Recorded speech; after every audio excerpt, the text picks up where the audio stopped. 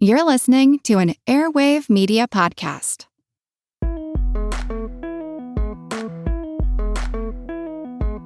I'm picking up stuff continually from different times and melding them into something that I thought was the now. Hi everyone, I'm Amy Devers and this is Clever. Today I'm talking to Yasmine Ghoniem. Yasmine is founder and principal of YSG Studio, an interior design studio that focuses mainly on residential and hospitality. Born in Kuwait, she's lived in Egypt, Saudi Arabia, Dubai, Australia, United States to attend Savannah College of Art and Design, or SCAD, and also spent a stint living in her car before settling back in Sydney. Having always been a musician and performed in bands, initially she wanted to be an entertainer. But after falling in love with interior design, she now harnesses that innate sense of staging and storytelling to dramatic effect in her design work. In 2013, she co-founded Amber Road, a multidisciplinary design studio with her sister, and this past year has gone on to open her own YSG Studio, which, within its inaugural year, has made quite an entrance and earned a lot of attention and accolades in Australia and beyond. With her blended heritage, she describes herself as a cocktail, and she is indeed intoxicating. Here's Yasmine.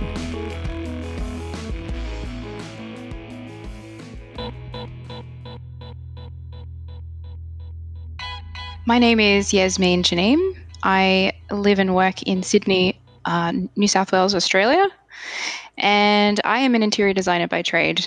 I do it because I actually feed off of my environments a lot, and I think there's a way to teach people how to live the best self possible, and I like to think that I can help people achieve that. I feed off my environment too, so I relate. Let's go all the way back to zero, though. I understand you had quite a nomadic and dramatic upbringing, so can you tell me the story of your childhood? Yeah, I've got my parents to thank for that. My mother is Australian and my dad's Egyptian, and they met in Libya, of all places. And I was born in Kuwait, so I do feel since the get-go, I've always been thrown into situations that seem quite out of place or disjunct or just quite unusual. I'm not Kuwaiti at all, but my parents happened to have been there when mum gave birth to me, I suppose. So we lived there for a short while, and then we moved to Saudi Arabia for a bit, and then returned back to Sydney when I was quite small for about 3.5 years. That was really my first, taste of being out of the Middle East, I guess. When I was about 7, Dad, he's in the oil industry, so obviously working in Australia was almost non-existent, essentially. So, these were the days when he'd sit by a phone and wait for a telephone call for work. One day he got a call, and it was their job offering in Kuwait. And so he jumped at the opportunity, got on a plane, and started working on an oil rig. But unfortunately, the day that he arrived in Kuwait, the Iraqis invaded. That was a desert storm, essentially.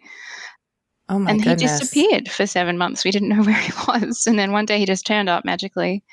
What? And said, we're moving back to Kuwait. He'd been putting the fires out for 7 months, and he was smuggled through Syria, arrived back on, our Sydney townhouse in the 80s, just going, yeah, we're packing up and we're leaving and moving to Kuwait. Wait. So for 7 months, you had no idea where your dad was? Yeah. And what does that do to your psyche? I mean, does it test your sense of hope of like whether you'll ever see him again?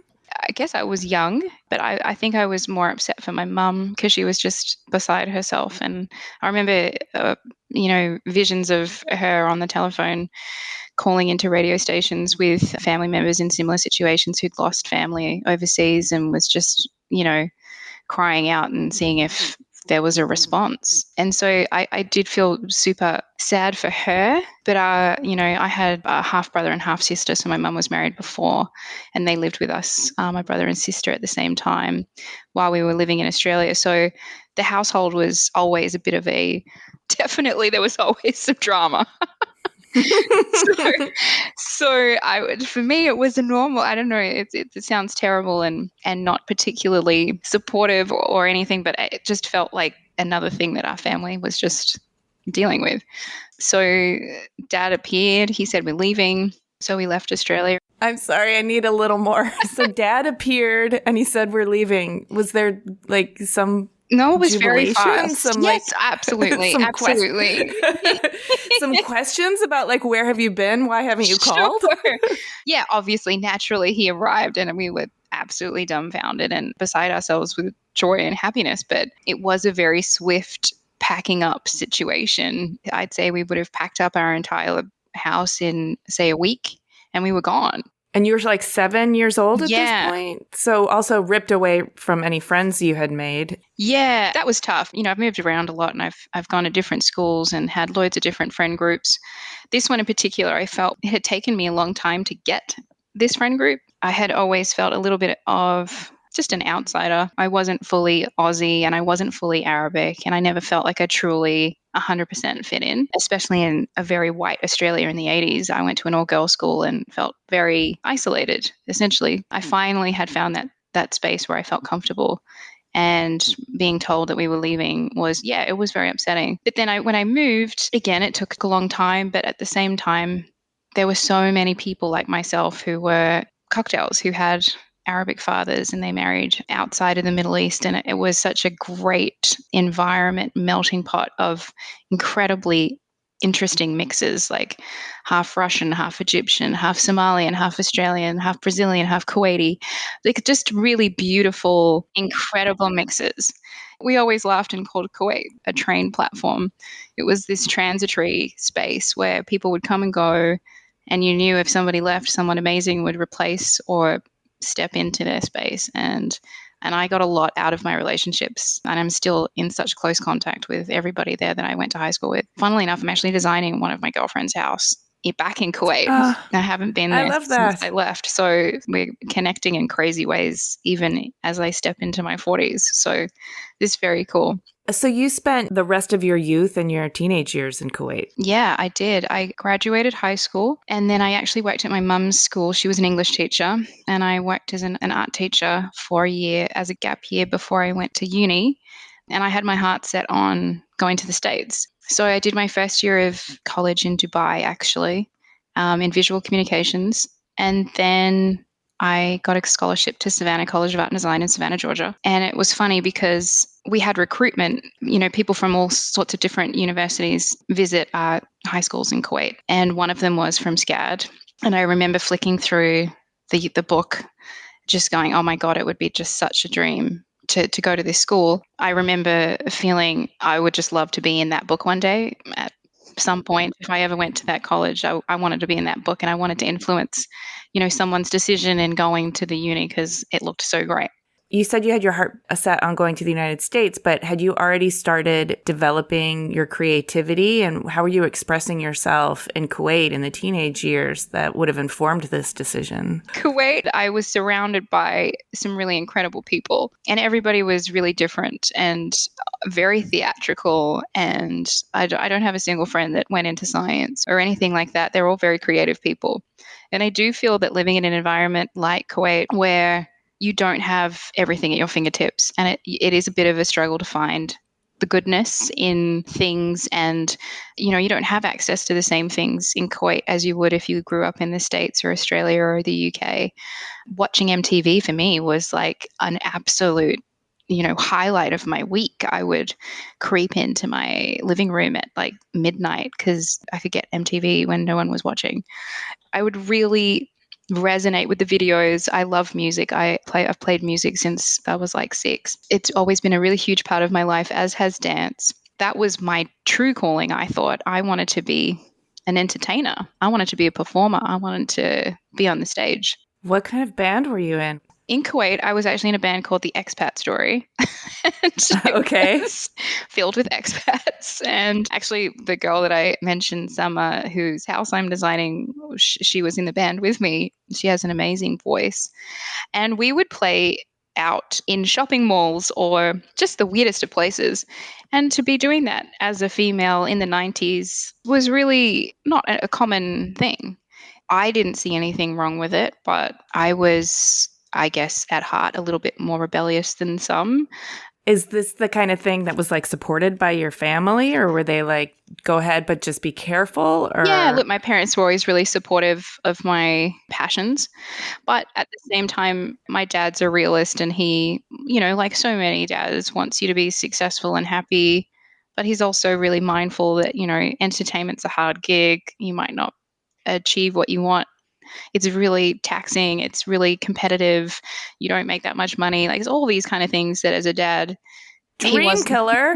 I'm kidding. It was a little bit of a, get a stable job. And, even stepping into interiors wasn't something that he was that keen on either, but that was my second choice. So that's kind of how I fell into design, really. The old compromise. Yeah, it was the old compromise. I know that one. Yeah. It's creative, but it's also kind of businessy, Dad. Yeah, We're going to be all right. Yeah. I think I was always destined to do a bit of both. I definitely have always felt very affected. I think when my intro, I was like, I feed off of my environment, and I do. It either gives me so much or it takes away from me. I just get so affected by a space. It makes me feel either really incredible or just soul destroyingly sad and not uplifting and depressed. I have always felt a draw to creating spaces that truly can enhance your everyday and just make you feel unstoppable, like that you can do anything. So that's what I'm trying to do. I like it. I said I was in visual communications before doing interiors. I had that moment where I was walking past one of the uni halls and I just saw a barrage of like 100 people in this one room looking at computer screens. And I knew that that would be my life. That would be my future if I had pursued a career in graphic design. And I have a passion for that too.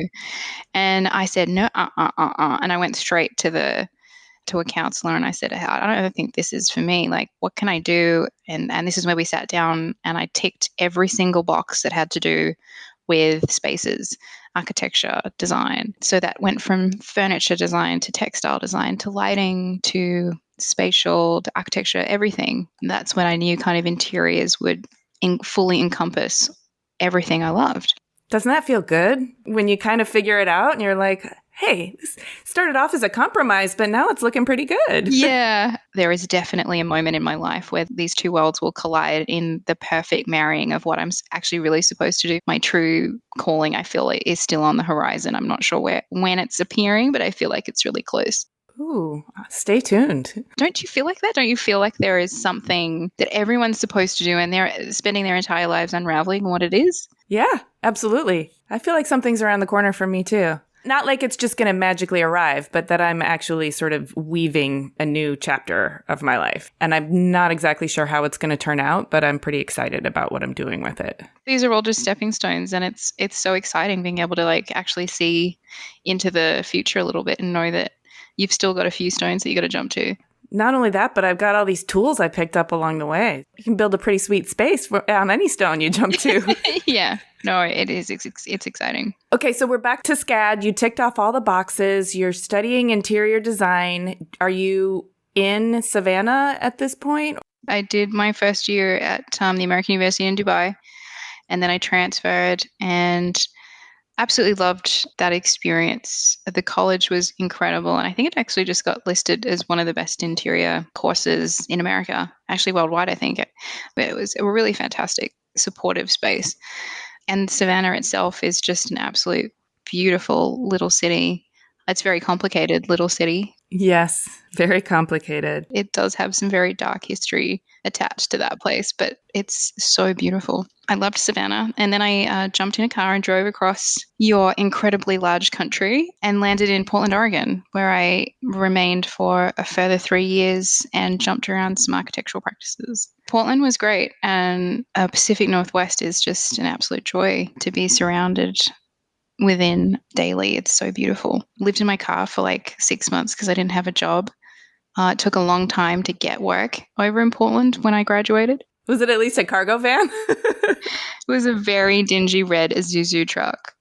And I had moved across with a uni friend of mine, Monique, who was a fashion designer, and she was struggling. It was a tough time. This was 2004. I think I had done some drawings for a theme park, some entry gates, and I got paid $600 cash to draw these gates, and that was what paid my way across the country to Portland. I lived in my car for a little while, and then I worked at a carpet showroom.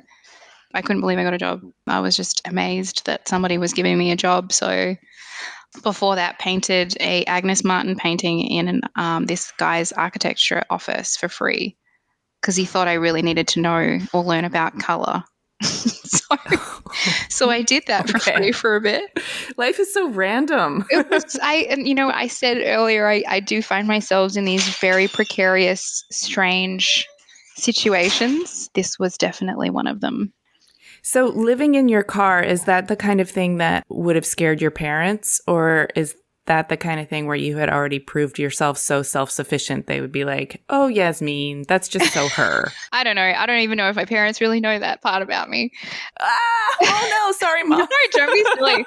No, my parents are very well aware of my absolute stubbornness, but willingness to just be me. And they get that. And they appreciate it. I think they thought it might go away, but it only got stronger. So isn't that funny how that is? Because, if you try and push it down, it really it doesn't go away. No, it actually makes it come out even more. So I feel like my 40s, because I literally just turned 40 a couple of weeks ago. Happy birthday. Thank you. It was not where I wanted to be spending my 40th in lockdown, but some people are spending their second birthday in lockdown, like second year in a row, which is just madness. So I should be lucky that I got to spend my 39th somewhere else other than my living room. Yes, and I'm also hoping that being the designer you are, your living room is a pretty special place to spend your 40th. It's great. It was super fun. I actually had a really great day. But I feel like as I'm stepping into this new decade, which I was really fearful of, there's nothing actually scary about it. I felt really empowered on that day that there's so much goodness to come. Like your optimism. Yeah, it's going to be good. Let's get to that goodness, but I need to figure out how you got out of your car. Like, are you still doing music at this point? I've been doing music all through uni, and then my boyfriend at the time, he came over. He's a mad musician and climber and painter, incredible person. We were still making music in his garage and basement and throwing stuff around, but we weren't doing any performing or anything like that. What happened after the car gig? I did the carpet showroom, and then I got offered my true first interior design position at an architectural practice. So it was a 150-person firm, my group architects in Portland, Oregon, in downtown. And it was great. I made so many friends, but it's my real taste of what life as an interior designer looks like. And I remember I got the call that I got the job because I've been looking for so long. I really didn't think it was going to ever happen. And I remember jumping up and down and squealing so hard.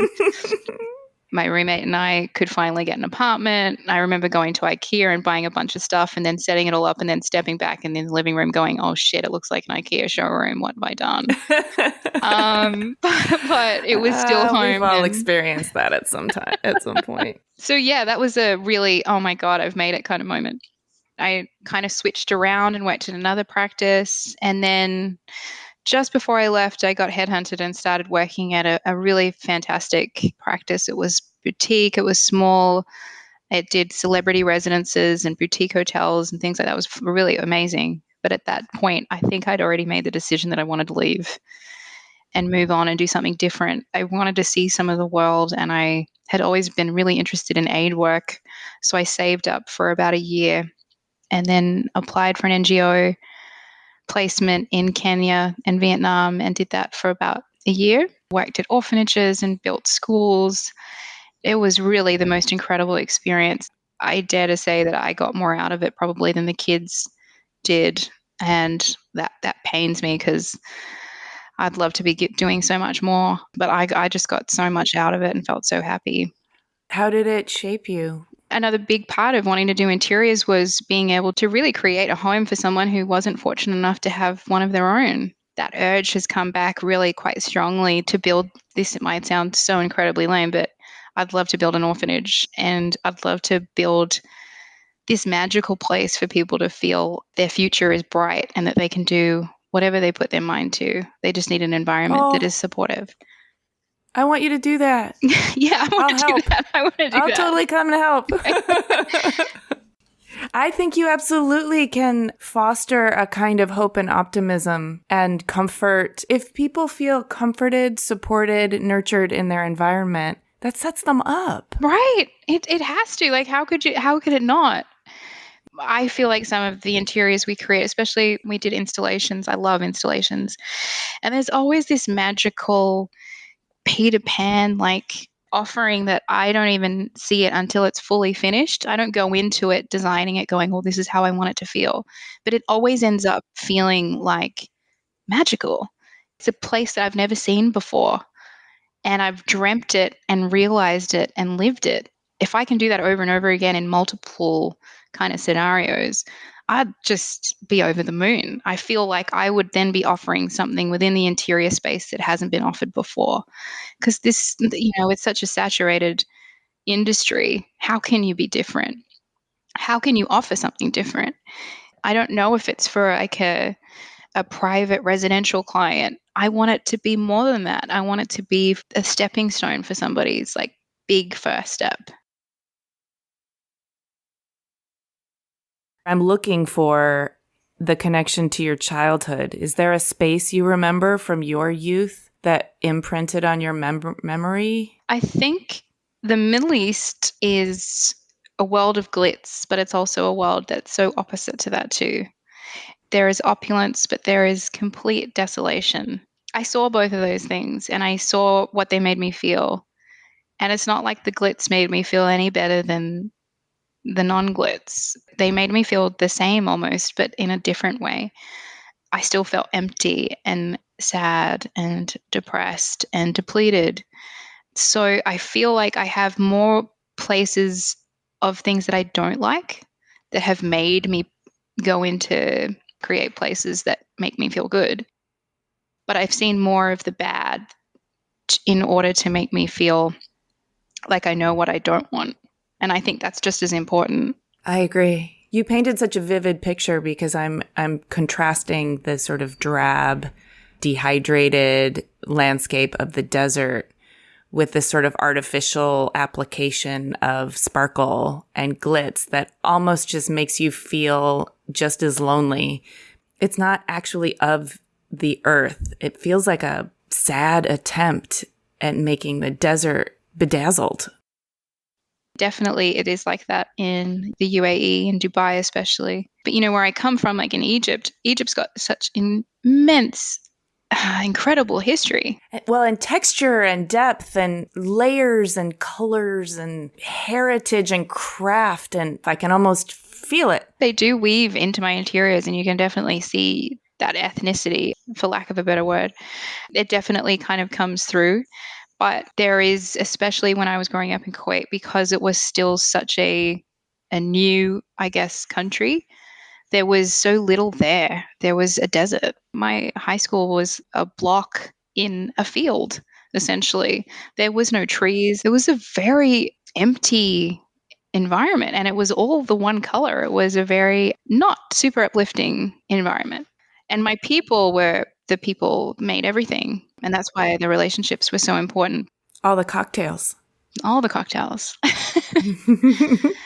That's what I really, truly want to do, is make people's lives feel like they have a little bit more meaning. Obviously, you can do that for your clients. Is there some other kind of direction you're pointing yourself in to expand how you can do that for people? Yeah, I want to continue doing some type of charity work or be able to invite my world into a different world that's really has never had that type of touch. Do you see yourself as being a mentor or a teacher at all? I have done some of that in the past and I enjoy it, but it's not my calling, I don't think. My mum's a wonderful teacher. You have to have incredible patience to be a teacher, and I just don't think my Middle Eastern temperament is made up for that. I only ask because I see you wanting to sort of gift people who don't bring your world into their world in a way that supports them. Yeah. And one of the ways to do that is to also teach them your tools of your trade. It's a scale issue. Yeah, I think I would like to just have the spaces be my gift. Yes. Not really I my understand. teachings, and let them kind of make themselves be anything that they can, I don't want to mold them in that way. So this aid work sounds really incredible and pivotal for you. But at some point, you started Amber Road with one of your siblings, which was your first design firm. Yeah. So after the aid work, I came back to Australia. I hadn't been in Australia since I left, when my dad came back and said we were moving to Kuwait. So for me, it was like a really coming home experience.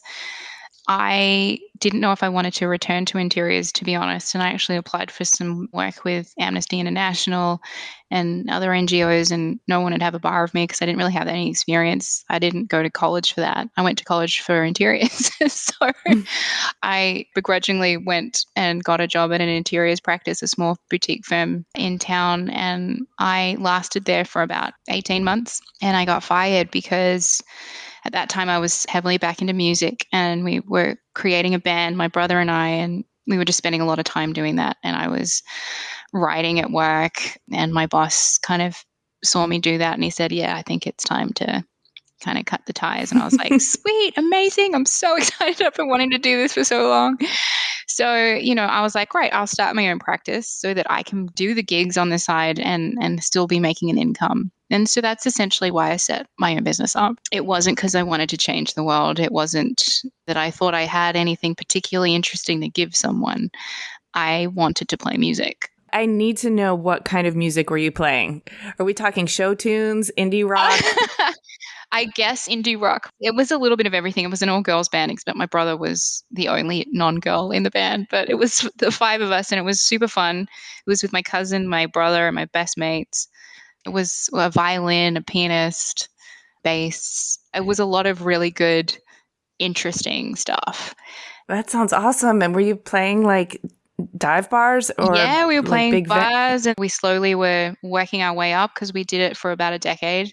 We did heaps of recordings, released EPs, and it was really fun. And I really wanted it to go somewhere. And I think we were almost at that point where I feel like it was either going to go in that direction or it was going to kind of fizzle out. And my drummer had a baby. My aunt died suddenly from a brain tumor. And it was, my pianist is also an actress and she got a gig overseas. So it just seemed like the natural fizzing component to a band was kind of at play, and that really crushed me. And I was like, okay, well then I guess this is where I'm at again. I was at that crossroads of the whole, I want to do the music, I want to do the performance, but the world was not having it. So I went back to interiors, and it's always been this thing that I fall back to, and it's always been there for me. It is the supportive part to my story. I started Amber Road. My sister was living in Spain at the time, and we got this amazing brief to design a hospitality venue on a barge in Shanghai on the River Bund. And I called up Katie. What? She was in Madrid. That sounds amazing. I know. And I called up Katie because she's a landscape architect. And I said, do you want to come back home and design this venue with me? Because we'd always talked about starting a practice together and actually made a vow on top of this fort in Savannah that we would one day do it if we ever lived in the same country, because we never lived in the same continent for like decades. She was in the midst of a divorce over in Spain, and I think at that point when I called her, I was that thing that made her come home. So she came home and we started Amber Road.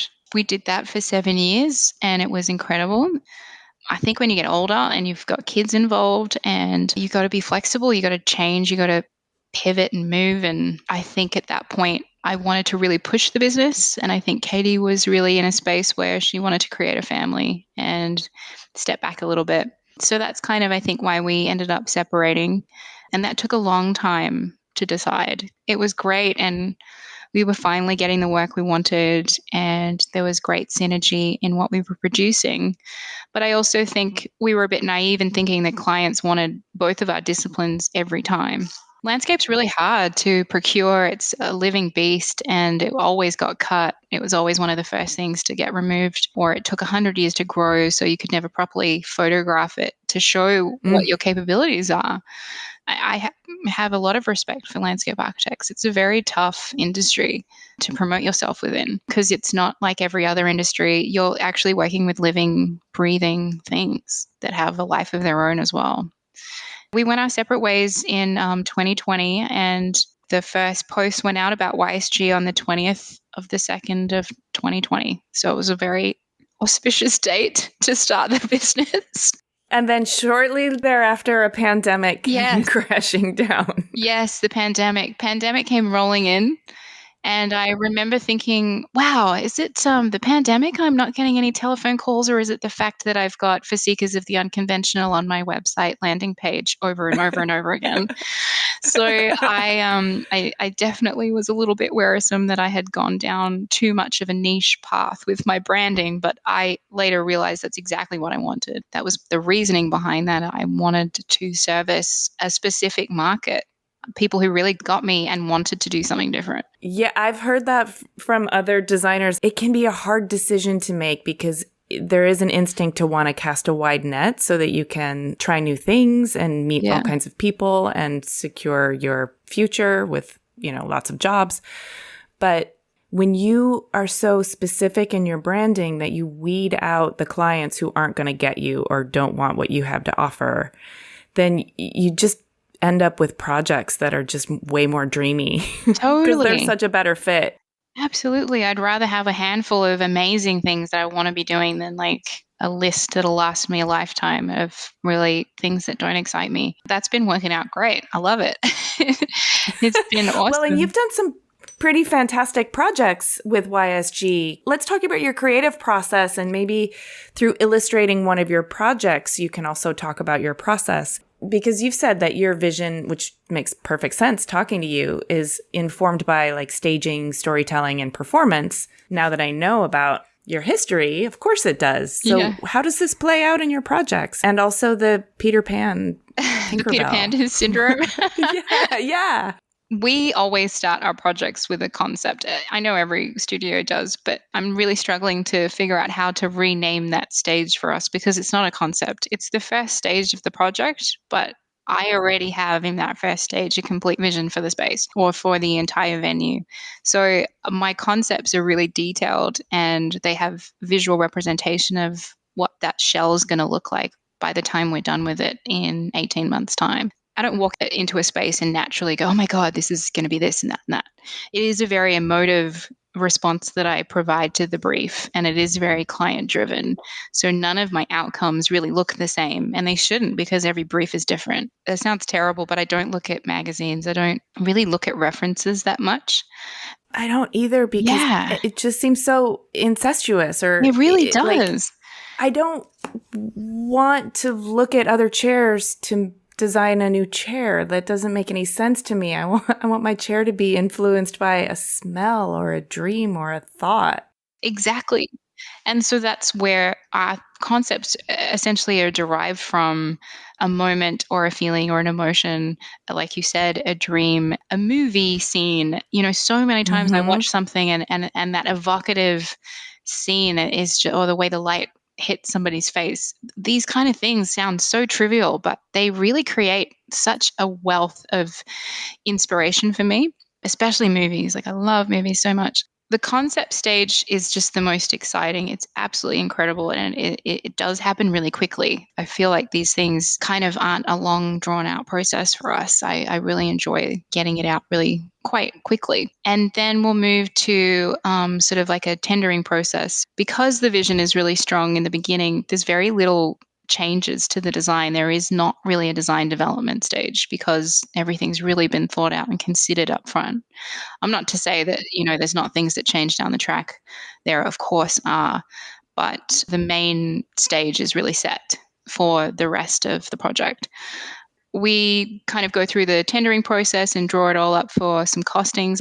I'm really lucky and I work with the same builder pretty much on every single project, which is a really beautiful place to be. Those repeat relationships, you start to develop a shorthand. It's just, I've got him on speed dial and, I go on holidays with him and his wife and I have a really great relationship with my builder. So I'm very lucky in that way. And so we'll price it up and we'll work to a budget and we'll push and pull and we'll value engineer and then we'll do a construction set and then it's on to site work, seeing the baby come to life, which is just so exciting. So that's kind of the process from start to finish. And we do a multitude of resi and commercial spaces. I've just started doing offices, which I said I would never do again because I find them quite boring. But I have done one office for a repeat client whose houses I've done, and I had to do his office because he's just got a very different approach to everything. And I knew that we could create something really special. And that is really the incredible office space. I can't believe somebody actually gets to like work there. They're so lucky. Can I back you up to the very first stage where it's all considered and that initial inspiration then comes out in that initial stage and informs what the space is going to be? What is the process of getting that initial inspiration out of your body and onto the page?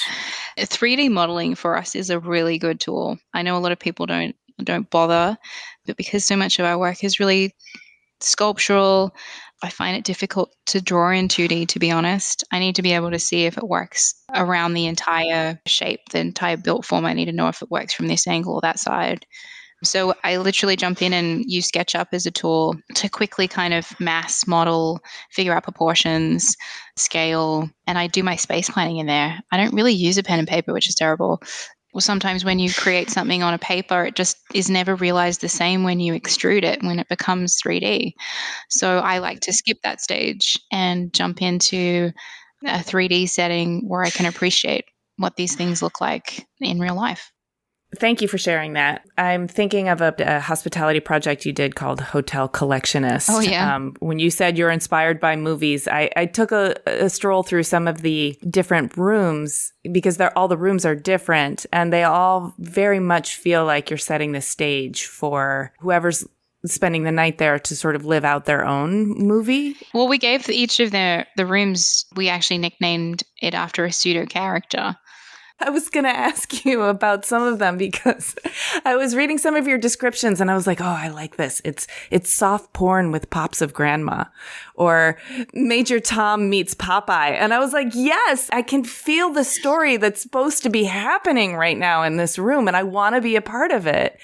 There's something so, I think, intriguing and exciting when you do that deliberate contrast with soft porn and floral for pops of grandma.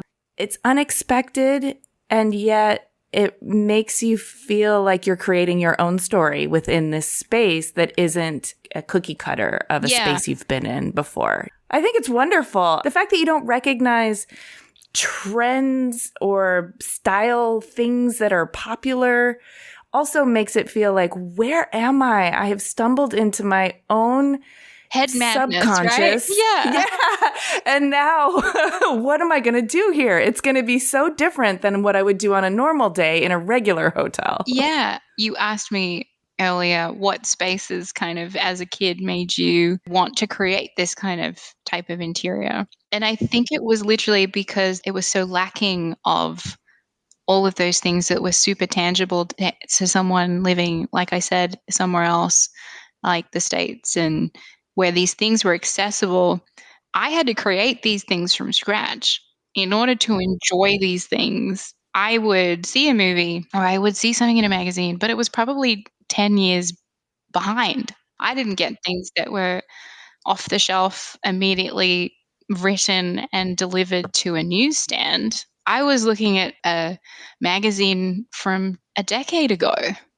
I'm picking up stuff continually from different times and melding them into something that I thought was the now. So I didn't have, I think the flavors, the eclecticness, the mixes is literally because I was grabbing at so many different things when I was a kid. And now I have this really innate ability to mash things together that sometimes really don't or shouldn't go together, but they end up coming together really quite beautifully because of their complete kookiness. They shouldn't go together, but they do. And that's what I love. And I think the whole mixture, I feel like I've always been split. I love interiors, but I love music and dance. I'm half Australian, I'm half Egyptian. There's this constant dark and light thing at play with my personality even, you know. I sound like a crazy person, but I do feel very split. I'm always one foot somewhere else. Like I'm half in, half out, always, with whatever I do.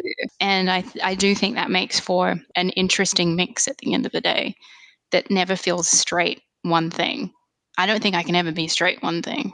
I'm thinking about your childhood and the fact that Kuwait was so new. Growing up, I remember being fascinated with houses that were old enough to have been sort of renovated a few times, but not completely renovated. So they'd always have this like mix of eras, like the tile was from the original, but the wallpaper was updated in the 70s. And they start to like take on these layers of history that start to tell a story. And sometimes it feels really asynchronous or incongruous, but in a beautiful way. It starts to create a really sort of surreal environment where you can feel the history of the house and the people who lived there before. And then you can also feel the choices during each of the renovations. And it imprints on your psyche in a way that I think is important in the way that it has layers of time. But in a place that's so new, your time is coming in through the asynchronous delivery of like media, MTV plus a magazine that's like 10 years old. And you're layering it up that way because everything is so new in your built environment. I can see how this manifests in your work and why your work is so exciting. That's amazing. Okay, thank you for spelling that out for me. I honestly, cool. It's so nice being able to talk about it because I think being asked questions makes you figure out what it is you do. And I don't think unless you asked me that question that I would ever be able to actually remember that that's what I did or that's how it influences my work. So thank you for giving me the opportunity to figure it out too. My pleasure. I love questions. That's my medium. I want to ask you a couple of personal questions. You've already kind of touched on some of this, but 1 foot in, 1 foot out, you're really drawn to space and how it can be supportive. And I'm hearing from you that's not just, functionally supportive. That's not just like aesthetically supportive. It's almost like enriching the person's imagination. Yeah, that's exactly what it is. It's imagination. And I feel it. I feel it in your work. I think you're doing an excellent job, by the way. Oh, give you cool. a promotion. Thanks. I guess I'm wondering, how does living such a nomadic life in your formative years, how does that inform your concept of what home is and what home means? That's why I think it is such an emotive based, like home is a feeling. I don't honestly know if it's a physical form. It's a feeling because I've had so many different homes. When I was in Kenya and I arrived, I remember being in my placement and it was quite far away. It was in Maasai land and I was living in a manyatta hut with a family I'd never known before, never met before that day. I was in the middle of fucking nowhere. I had no idea what I was doing. I had no contact with anybody. Anything could have happened. But I remember talking to my mom and she was like, how are you finding it? And I was like, I was a little bit unresponsive, to be honest. I didn't know what to think. There was no running water. There was no electricity. I was really thrown into the deep end. And I did it to myself. And then literally she called me back like 2 days later and she said, you sound like a totally different person. I was like, I'm fucking loving it. This is where I'm supposed to be. Like, this is in like the best experience I could have ever asked for. My home was created within 2 days of being there because of my feelings for it, the way it made me feel. And that essentially is how I take the idea of home. It's happiness, it's calmness, it's being okay and happy with where you are. I think that's all you can ask for. I think you're right.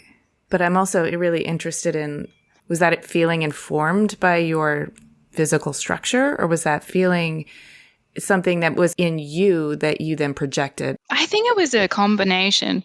I love really understated, it's almost tatty, like really, there is such beauty in nothing, in places that are not adorned, that are just being a room. There is something so beautiful the way a light hits the wall or a shadow or a single flower out of a degrading vase. There is such beauty in so many of these beautiful, precious moments that someone might not even ever really truly appreciate unless you love interiors like I do. And I think in that very moment of my life, I wanted that. I was seeking that type of appreciation, to be really lucky. I'm so lucky. And I think I needed a reminding of that luckiness. And so when I was there and I had nothing and the family I was living with had nothing, it really made me feel human again. Oh my gosh, that's so beautiful. The feeling of recapturing humanity in a really like essential way. And I think that's why I want to go back, and I always try to remember why I'm doing this.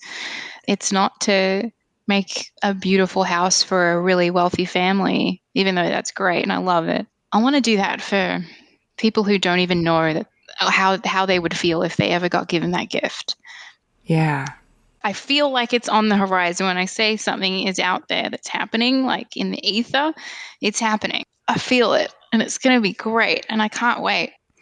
Do you sing into the walls before you close them up so they always have your resonance?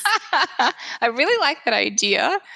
I don't. I used to sing out my bedroom window when I was a kid. I used to take a nursery book. It wasn't even like a rhyme book, and I would sing it to make it sound like a song. And my neighbors used to listen a lot, and I didn't even know they were ever listening. And then one day she came over and she's like, "Your daughter didn't sing today." And mum didn't even know I was doing it. She was like, "Oh, I didn't even know my daughter sang." It's funny. I always do things where I don't think people are listening or watching, and everyone's always listening and watching. Everyone. Well, I think on your next design project, when the walls are open before they're sheetrocked. I should do it. I love that idea. Yeah. That is such a great idea. I love it. I can actually like see it. Like, yeah, it's so great. Thanks for that. I love it. That'd be a great painting, wouldn't it? That'd be such a great painting. It would be. Also be a beautiful documentary. Oh, oh my God. Get it going, Amy. Come on. Let's do it. Let's do it. You've said that moving around so much has helped you develop a speedy adaptability mechanism. Yeah. It sounds like even when you were dropped in the middle of nowhere with no running water, you adapted really, really fast. Practically speaking, what does that mean in your body? Is that a mental thing? Is that a sort of global street smarts? How would you describe that? I don't know. I've had people tell me before, you can talk to anybody. And I do. I find it really easy to talk to absolutely any type of person, no matter who you are, what you do, what profession, where you've come from, your background, your ethnicity, your religion. And it does come down from my experience in Kuwait and having been around so many different types of people. And so when I was dropped in Kenya, that was another scenario. That was another life. And I feel like I could live a million lives. It's almost like you pretend like you're in a movie. I remember I hadn't showered in like a week, and it was my first bucket shower. You had to go into this little room, and it was all mud. But outside this very tiny window was out to these gorgeous green, luscious fields. Out this little peephole window, I saw this bed sheet blowing in the wind, drying in the sun, just catching the breeze really softly, and it was dancing as I was having my shower. It sounds so stupid, but like I felt like I was in a movie, like I was in this crazy situation. I hadn't showered, and I actually really enjoyed being dirty for once. Like instead of having to have a shower for the sake of having a shower, I was filthy. And I just remember like all this stuff coming off of me, feeling just so thankful for the water. You get so conditioned into certain feelings and what you should do in a day. And I didn't shower. That wasn't part of my makeup that day. And so when I got to do it and it was fresh, it was exciting. It made that mundane activity amazingly fresh on so many levels.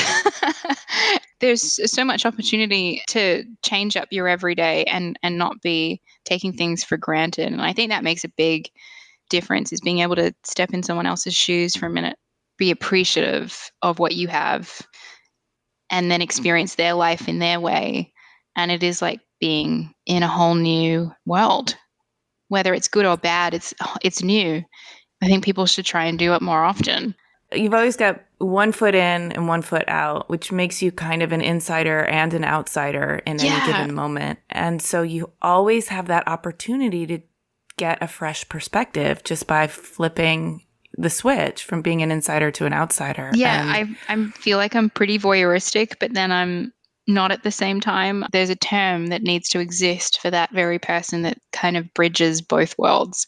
And I feel like I'm that kind of thing. Well, you're a magical creature. I don't know what the term is for that. we need to figure out what that is. No, I'm a very visual person, and I think I'm a very movie-based. Stills cinematography is like incredible. And I always get locked into moments. I remember when I was a kid, I would be washing dishes and I would be having a monologue with myself, like, I'm the poor girl washing dishes at the sink, looking lovingly through the window out to my future. Like, all of these things I did, I was reenacting moments of film sets that I loved, or again, because of, there was that one English movie during the day that I'd get to watch when I lived in Cairo, and I was really small and mum didn't speak Arabic. So that was the one thing we did that day was be able to watch like Arnold Schwarzenegger on the television, as it was the one movie that was in English. I think I had such attraction to movies for that reason, because they were special. They were like, it's a moment. So I get stuck on things. I get stuck on movie scenes for sure. I know the words to like a lot of movies because I've seen them so many times. I watch Woody Allen movies in the background. If I have a deadline, I have that on in the background. My husband hates Woody Allen, but I fucking love it.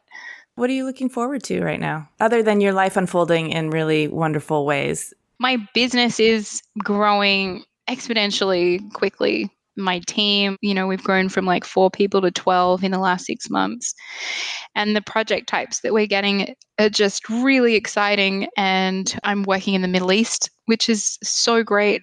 I got my first job in LA the other day. And I think I'm really just enjoying the idea that maybe some of my ideas and passions might make it across the oceans to other parts of the world and expand our office into some new territory. Well, it sounds like you're well on your way and, 1 foot inside your 40s. So I'm dreading 49. I'll be half in and half out. No, it just keeps getting better. Does it? I've heard a lot of people say yes, because the sort of freedom that you start to enjoy in your 40s just continues because you give fewer fucks. Yeah, I know that. You're I like less that. apologetic for any of that. Who knows what's going to happen with the world? I can't promise you that gets better. But I do think that life gets a lot more interesting with the more wisdom and experience you have. As long as you position yourself so that you're still able to like capitalize on all of this like fresh perspective that is so crucial to your love of life. I don't think I could be one of those people that just sort of parks myself somewhere. And I don't have any children, so I'm teaching now at the university level, and teaching is like getting fresh access to all of this like really, really exciting youthful inspiration. Yeah. And I'm really, really enjoying that. I'm super excited for everything that is coming down the road for you. And I know that you'll be seeing the world with fresh perspective, as you always do. I'm very excited for that. And thank you so much for having me, Amy. As I said earlier, this is, like the 3rd month lockdown, and I'm always up for a good conversation. And this was just what I needed. So thank you so much. Hey, thanks for listening. To see images of Yasmine and her work, read the show notes. Click the link in the details of this episode on your podcast app, or go to cleverpodcast.com where you can also sign up for our newsletter. If you like what we do here at Clever, you can support us by subscribing on Spotify, Stitcher, Apple, or wherever you're listening right now. By telling your friends about us, we would really love to share these stories far and wide, and by clicking our sponsor links in the episode description. Helping our sponsors helps us keep creating this show. We also love when you share your thoughts with us on Twitter, Instagram, and Facebook. You can find us at Clever Podcast, and you can find me at Amy Devers. Clever is produced by 2VDE Media, with editing by Rich Straffolino, production assistance from Ilana Nevins and Anushka Stefan, and music by L1011. Clever is part of the Airwave Media Podcast Network. Visit airwavemedia.com to discover more great shows. They curate the best of them so you don't have to. Clever is proudly distributed by Design Milk.